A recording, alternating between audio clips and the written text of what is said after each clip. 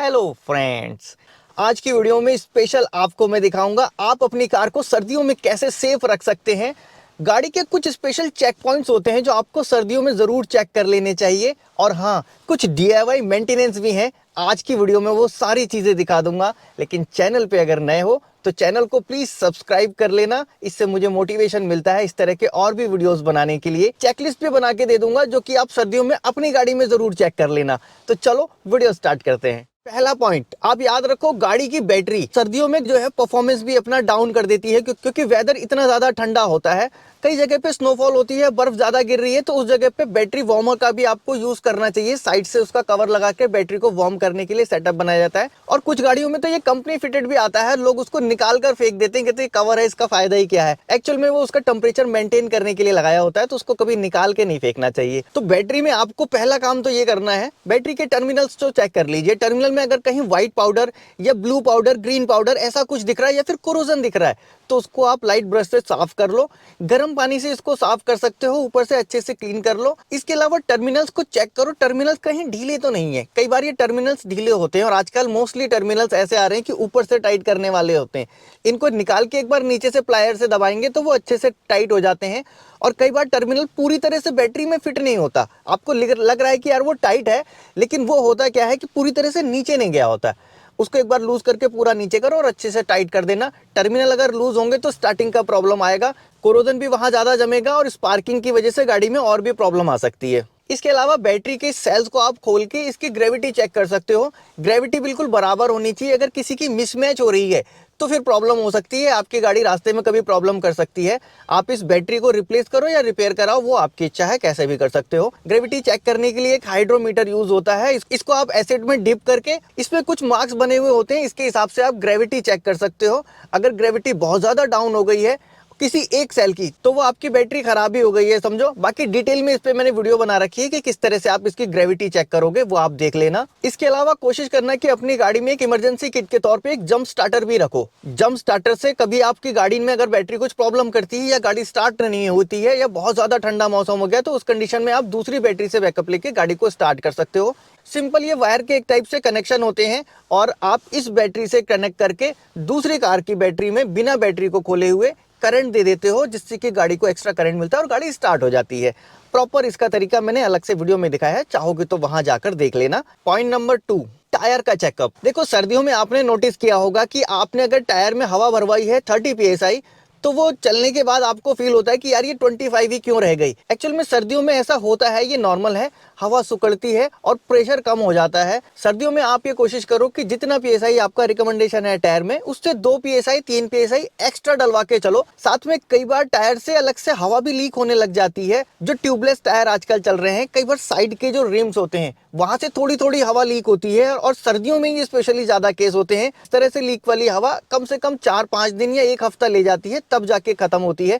ये सडनली आपको कहीं रास्ते में ब्रेक डाउन नहीं देती, लेकिन फिर भी बार बार की दिक्कतें होती हैं, उसको एक बार आपको चेक करा लेना चाहिए। टायर्स को फिजिकली इंस्पेक्ट करना, चारों टायर जो आपकी गाड़ी में लगे हुए हैं, इन टायर्स में कई बार ऐसे कट्स लग जाते हैं जो हमें पता नहीं चलता। रोड कहीं अगर ऐसा कुछ कट होता है तो उसको आप रिपेयर कराओ। टायर की कंडीशन कैसी है, टायर में ट्रेड्स कैसे बने हुए हैं, उन ट्रेड्स को आप कॉइन से भी चेक कर सकते हो। और उसके अंदर एक इंडिकेटर होता है, अगर इंडिकेटर से ज्यादा नीचे चला जा चुका है तो आप टायर को चेंज करा लो। इसके अलावा अगर आप चाहो तो ऑल वेदर टायर्स भी लगवा सकते हो, स्पेशली विंटर टायर भी लगवा सकते हो अगर ज्यादा समय तक आपके यहाँ विंटर बना रहता है तो। पॉइंट नंबर 3, इंजन ऑयल और कूलेंट। इंजन ऑयल को आपको बराबर चेक करना चाहिए। सर्दियों में होता क्या है, इंजन ऑयल कुछ ज्यादा ही गाढ़ा हो जाता है। अगर आप मोटा इंजन ऑयल यूज कर रहे हो तो सर्दियों में ये ज्यादा परेशान करता है।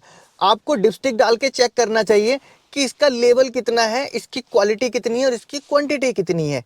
कई बार पतला इंजन ऑयल भी आप जब लंबे समय तक नहीं बदलते हो और उसको ऐसे ही छोड़ देते हो तो वो भी गाढ़ा हो जाता है और सर्दियों में कोल्ड स्टार्ट में ये प्रॉब्लम करता है। कई बार गाड़ी में बड़ी प्रॉब्लम भी आ जाती है इंजन ऑयल के जमने की वजह से। इंजन ऑयल उस तरह से नहीं जमता, लेकिन बहुत ज्यादा गाढ़ा हो जाता है जैसा वो ठंड पड़ती है, और इंजन के अंदर बनी हुई बारीक बारीक लाइन से वो पूरा ट्रेवल नहीं कर पाता। कई बार टर्बो से ट्रेवल नहीं कर पाता। गाड़ी स्टार्ट करते हो, आप एक्सीलेटर दबा देते हो, उस कंडीशन में आपका वेयर एंड टेयर ज्यादा होता है, टर्बो में भी घिसावट ज्यादा होती है, इंजन में भी घिसावट ज्यादा होती है। सर्दियों में स्पेशली आप इंजन ऑयल का जरूर ध्यान देना। कूलेंट, कुछ लोगों को लगता है नाम से कूल मतलब गर्मियों में ही काम आता होगा, नहीं, ये सर्दियों में काम आता है। ये एंटी फ्रीज होता है, ये रेडिएटर के अंदर जमता नहीं, कितनी भी बर्फ क्यों ना पड़ जाए। वहीं अगर आप सिर्फ पानी डाल के इसको चला रहे हो तो रेडिएटर फट जाएगा अगर अंदर का पानी ज्यादा माइनस में चला जाए, टेम्परेचर ज्यादा लो हो जाए।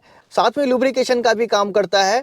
ऑयल पंप है या जितनी भी चीजें अंदर घूम रही हैं, पानी जहां जहां सर्कुलेट करता है वहां ये एंटी फ्रीज सर्कुलेट करता है। और कूलेंट का यूज करने का मतलब ये नहीं कि एक बार कूलेंट डाल दिया तो सदियों तक आप भूल जाओगे, ऐसा नहीं है। कूलेंट आप साल 2 साल में चेंज कर दिया करो। और कुछ लॉन्ग लाइफ कूलेंट आते हैं, उनकी बात थोड़ी सी अलग है, आप चाहो तो उनको 2-3 साल में उनको चेंज करो, लेकिन फिर भी मैं रिकमेंड करूंगा कि साल 2 साल में तो चेंज कर ही दो।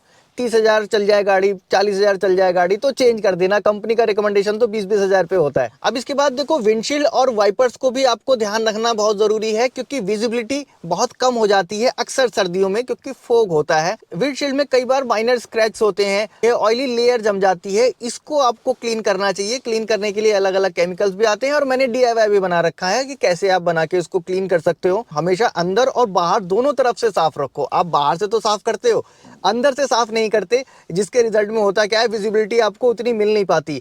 कोहरा एक्चुअल में बाहर उतना होता नहीं जितना आपको अंदर बैठ के लग रहा होता है। और आप पैसे लगाते हो फोग लाइट में, ये बड़ी लाइट में, ये वाली लाइट में, वो सब खराब है। पहले आप विंडशील्ड तो क्लियर करो, अपने चश्मे को तो साफ करो, आपको उतना दिखेगा। साथ में वाइपर उसके चेक कर लिया करना। वाइपर के ब्लेड में अगर कहीं कट है और या फिर वाइपर कहीं निशान छोड़ रहा है, पहले तो उसको एडजस्ट करके कोशिश करो कि वो सही हो जाता है तो ठीक है, एडजस्ट करके सही नहीं हो जाता तो वाइपर ब्लेड आप चेंज कर दो। सर्दियों में इनकी खासकर बहुत जरूरत पड़ती है। और मैंने देखा है कुछ लोग वाइपर जब इस्तेमाल करते हैं तो हमेशा एक ही स्पीड में वाइपर को इस्तेमाल करते हैं, जबकि वाइपर में एक एडजस्टमेंट होता है वाइपर की स्पीड स्लो और फास्ट करने का। ये आपके जरूरत के हिसाब से होता है कि आपको कितनी ज्यादा वाइपर को चलाने की जरूरत है, तो उसका यूज जरूर करना। और सर्दियों में अगर बर्फ वाले इलाके में रहते हैं या कभी स्नो में जाने का इरादा है तो उस कंडीशन में आप अपने वाइपर ब्लेड को कुछ गर्म कपड़े से या फिर सॉक से कम कवर कर देना रात में गाड़ी को पार्क करते समय। इससे होगा ये कि रात को टेम्परेचर जब माइनस में जाएगा तो वो फ्रीज नहीं होगा।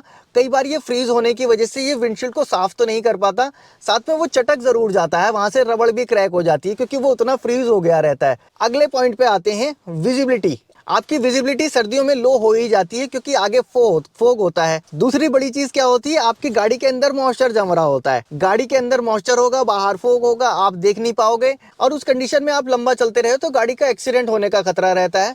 सेफ्टी इसी में है कि आप गाड़ी के विंडशील्ड, साथ में ये विंडोज, इनको अच्छे से बाहर और अंदर से साफ करो। गाड़ी के अंदर जो भी मैटिंग पड़ी रहती है इनको आप ध्यान नहीं देते, इनको सफाई की बहुत ज़रूरत होती है। और इनमें अगर कहीं पानी गिरा हुआ है या कोई सीट भीगी है, उस कंडीशन में आपकी गाड़ी में ये फोग ज़्यादा जमेगा, आपकी विंडशील्ड पे भी फोग जमेगा, आपके विंडोज पे भी फोग जमेगा, आप परेशान हो जाओगे, एसी चलाओगे, हीटर चलाओगे, काम नहीं आएगा जब तक आप अंदर से गाड़ी को नहीं साफ कर लेते। गाड़ी चलाते समय डीफोगर का यूज करो और जरूरत पड़ती है तो एसी चला के फोग को सुखा सकते हैं, फोग को कम कर सकते हैं। एसी के साथ हीटर का कॉम्बिनेशन अब तो गाड़ियों में ऑटोमेटिक ही आ चुका है, जैसे ही उसको विंडशील्ड की तरफ करते हैं ऑटोमेटिक वो सेटिंग हो जाती है। इसके ऊपर एक डिटेल वीडियो भी बना रखी है मैंने कि अंदर जमने वाली फोग को बिना एसी के कैसे हटाएं, चाहे तो वो जाके भी देख सकते हैं, बहुत यूजफुल होगी आपके लिए। अगला पॉइंट, ब्रेक सिस्टम। सर्दियों में ब्रेक सिस्टम का सही काम करना बहुत जरूरी है। हमारे गाड़ी में जो ब्रेक ऑयल पड़ता है एक्चुअल में वो मॉइस्चर को एब्जॉर्ब कर लेता है। मॉइस्चर अगर उसने एब्जॉर्ब कर लिया तो वो इतना अच्छे से काम नहीं कर पाता। साथ में गाड़ी में जो रबर पार्ट्स होते हैं उनको नुकसान पहुंचाता है, अंदर जो लाइन होती है उनमें कोरोजन पैदा करता है। और सर्दियों में ही ऐसा होता है कि जब आप गाड़ी पहले स्टार्ट करके चलाते हो, पहले कुछ किलोमीटर ब्रेक आपको हल्के फील होते हैं क्योंकि वो गाड़ी के ब्रेक्स बहुत ठंडे होते हैं। आप ब्रेक की कंडीशन चेक करो, उसके ब्रेक पैड चेक कर लो, कैलिपर्स चेक कर लो, कैलिपर्स कहीं जाम तो नहीं है, और ब्रेक ऑयल को चेक कर लेना। अगर आपको ब्रेक ऑयल बहुत ज्यादा गाढ़ा दिख रहा है या मैले कलर का दिख रहा है, गंदे कलर का दिख रहा है, तो आप उस ब्रेक ऑयल को फ्लश जरूर करा लेना। और बहुत ज्यादा गंदा नहीं है तो चारों टायर से एक एक बार ब्रेक ब्लीडिंग जरूर करा लेना। इससे आपको पता चल जाएगा कि ब्रेक ऑयल की क्वालिटी क्या है, ब्रेक का रिस्पॉन्स कैसा है। हैंड ब्रेक लगा के आप पीछे के ब्रेक शू भी चेक कर सकते हो। अगर हैंड ब्रेक बहुत ज्यादा ऊपर फ्रीज आ रहा है, इसका मतलब ब्रेक शू आपके डाउन होने वाले हैं, घिसने वाले हैं, तो उसका ड्रम खुलवा के भी उसको चेक करा लेना। इसके अलावा गाड़ी के बॉडी पार्ट्स में रबर पार्ट्स होते हैं कई सारे, जैसे आपके ये विंडो के किनारे किनारे लगे हुए रबर्स होते हैं। ये रबर्स बड़ी चू चू की आवाज करने लग जाते हैं सर्दियों में, ये हार्ड होने की वजह से। आप इनका एक अलग से मेंटेनेंस कर सकते हो। आप इनको क्लीन करके, रबर केयर के नाम से एक स्प्रे आता है, आप उसको अगर स्प्रे कर देते हो तो सर्द इलाकों में ये जमता नहीं है, दरवाजा चिपकने की प्रॉब्लम नहीं आती है, साथ में ये बहुत ज्यादा हार्ड नहीं होता है और इसकी लाइफ भी बढ़ जाती है। रबर केयर का यूज करो या सिलिकॉन स्प्रे का यूज करो, तरह तरह के वैरायटी मार्केट में मिलती है। लेकिन हाँ, अगर बर्फीले इलाकों में हो तब तो आपको रबर केयर का यूज जरूर करना चाहिए। एक तरह से वो एंटी फ्रीज का भी काम करता है। और बर्फ वाले इलाकों में यूज करने के लिए विंडशील्ड वॉशर भी अलग आता है जो एंटी फ्रीज के साथ बना होता है, जो जमता नहीं है। मैंने आपको बैटरी चेक करना बता दिया, इंजन ऑयल बता दिया, ब्रेक बता दिया, कूलेंट बता दिया, विंडशील्ड बता दिया, साथ में फोग ना जमने के लिए क्या करना चाहिए वो भी बता दिया आपको। एक घरेलू उपाय अगर आप चाहो तो छोटा सा एक सॉक्स में आप चावल भर के रख सकते हो, कच्चे चावल विंडशील्ड के पास रख दोगे तो उससे भी फोग कम जमेगी अगर ज्यादा प्रॉब्लम आ रही है तो। इसके अलावा लाइट्स का चेकअप, साथ में इमरजेंसी के लिए जंप स्टार्टर रखना, एक पंचर किट रखना, टायर्स को चेक करना, ये सारी चीजों की एक चेकलिस्ट बना दी है, चाहो तो डाउनलोड कर सकते हो। और इसके अलावा आप क्या क्या प्रिकॉशंस लेते हो सर्दियों में और क्या क्या प्रॉब्लम फेस करते हो सर्दियों में, वो मुझे कमेंट बॉक्स में जरूर बता देना। फिलहाल आज की इस वीडियो में बस इतना ही। वीडियो अगर अच्छी लगे तो लाइक कर देना। मन में कोई सवाल या फिर कोई सुझाव देना चाहते हो बेझिझक कमेंट बॉक्स में लिख सकते हैं। मिलूंगा नेक्स्ट वीडियो में ऐसे ही किसी इंटरेस्टिंग टॉपिक के साथ। Thanks for watching.